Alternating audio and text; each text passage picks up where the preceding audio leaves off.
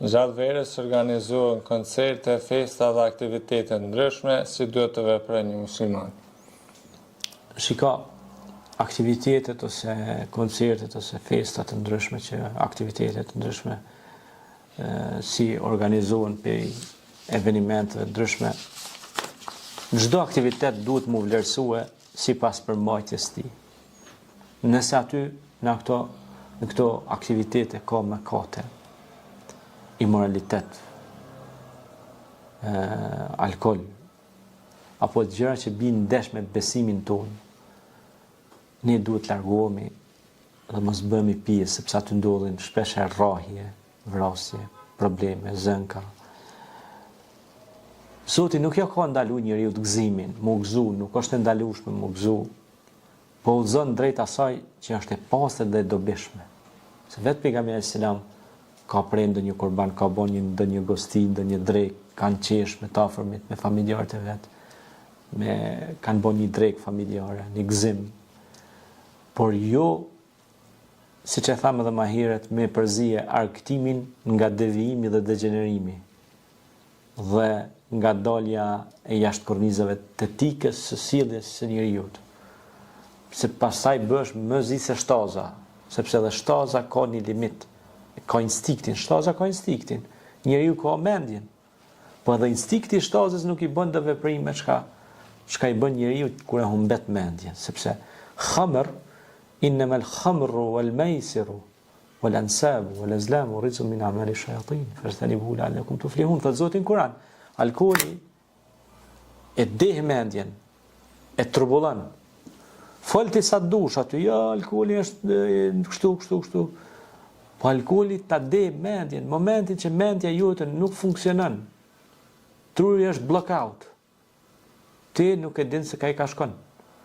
Or si puna anijes, që ka vallonin, timonin. Që ose ti nuk jep timonit që duhet e shkon për plaset për shkëmbim. Edhe domet janë shumë dhaja.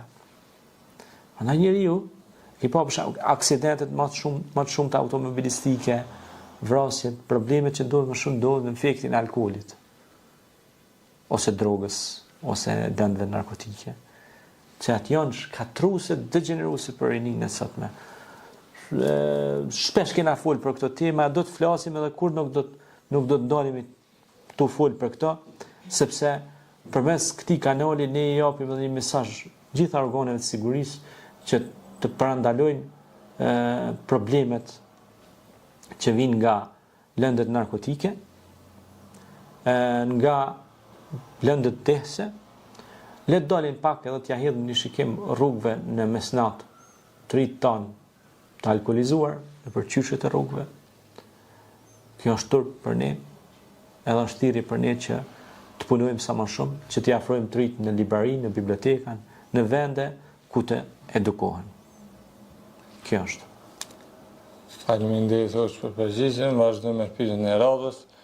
Pse shumë të rinj ndjehen të zbrazët dhe të pasigurt, edhe pse kanë mundësi, teknologji dhe arkthim?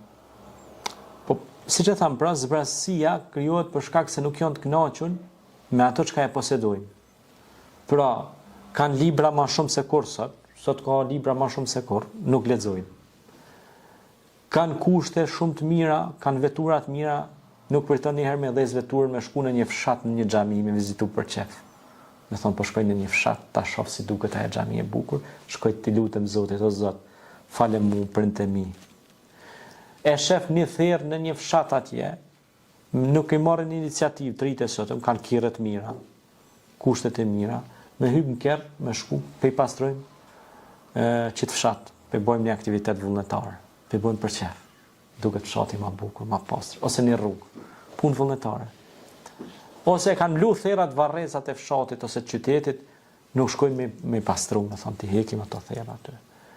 Ose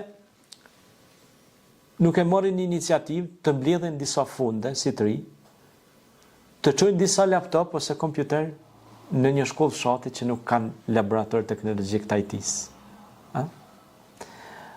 Ose nuk merren me një iniciativë, dhurojnë një libër për librarinë e shkollës ose të bibliotekës.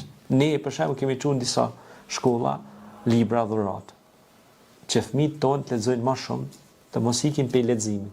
Se leximi e vret pa dituri. Leximi është ilaçi për largimin nga ignoranca. Prandaj edhe fjala e parë në Kur'an ka zbrit ikra, lexo. Me emrin e Zotit tënd i cili krijoi çdo gjë. Kjo është pra pasiguria sepse humbasin ose e shet njëjtën lojë, njëjtën frekuencë, edhe gjithmonë që aty truni rrin, frekuenca e trunit nuk është e para po me mendaj të vesh një pikë. Po frekuenca e njeriu është më e gjerë, me pa botën më ndryshe. E pastaj pra nuk dalin me shiu natyrën, me pa ujit, me pa gjërat që ka kriju Zoti, ekskursion meditativ, me dal pak me pa të mirë të Zotit. Jo mund mbyll gjithmonë me najt brenda një kutije të vogël siç është telefoni. Kjo është. Faleminderit për përgjigjen, vazhdo me pyetjen e radhës. Cili do ishte mesazhi juaj për të rinë këtë verë? Të rinë këtë verë, mesazhi im do të ishte që mos ju ikë kjo verë pa i lexuar të paktën 2-3 libra. Mos shkoj vera pa lexuar 2-3 libra në kohën e lirë që kanë. Po edhe nëse janë pushime verore, nuk kushton kur gjë me marrë një libër me veti me lexu. Edhe nëse jenë mal, camping për shembull, ke shku ose hiking që piton ta me hec, ti hec dikur ke më lodh, ki më ul me hongër pak vok, me pi pak ujë, edhe lexon një 2-3 faqe të libër, 2-3 faqe sot, 2-3 faqe nesër, ai libri po kriju. Pra, sikur njeriu ka nevojë për ushqimin fitness, me bën fitness për trup, ushtrime për trup, ka nevojë për ushtrimet e trurit. Se ndryshe truri kalbet, ndryshket. A kupton e ja? Po. Siç ka nevojë për ushqim organik, me pi ujë, me ushqim të shëndetshëm, dietal, të shëndetshëm organik, ashtu ka nevojë edhe ushqimi i mendjes. Nëse mendja nuk ushqihet, ajo vdes. Pastaj në këtë verë është mirë për shembull mu kujdes për matë më shumit. Nëse shohim ndonjë të moshuar që është mbet në rrugë, ka nevojë për mi ndihmu, e ka kap nxehtësi e madhe, mi dhon ndonjë shishe ujë, mi ndihmu për krah me çude tek një vend ku ka hije. Ose shohim ndonjë të moshuar që ka çanta në dorë, nuk po mundet mi çu mi ndihmu.